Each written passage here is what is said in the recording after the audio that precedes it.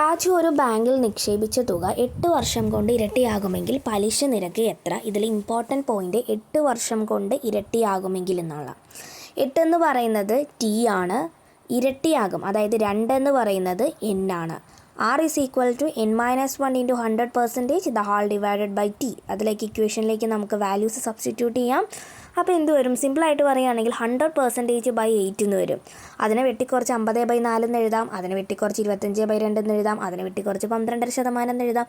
അതായത് പലിശ നിരക്ക് 12%.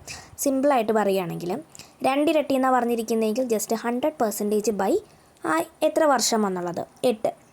ദെൻ ഇനി 3 ഇരട്ടി എന്നാണെങ്കിൽ 200% by 8 ചെയ്യുക. ഇനി 4 ഇരട്ടി എന്നാണ് പറഞ്ഞിരിക്കുന്നതെങ്കിലോ 300% by 8 ചെയ്യുക. 5 ഇരട്ടി എന്നാണെങ്കിൽ 400% by 8 ചെയ്യുക. ഇതിങ്ങനെ പോയിക്കൊണ്ടിരിക്കും. വളരെ ഇമ്പോർട്ടൻ്റ് ആണ്, പഠിച്ചു വയ്ക്കുക.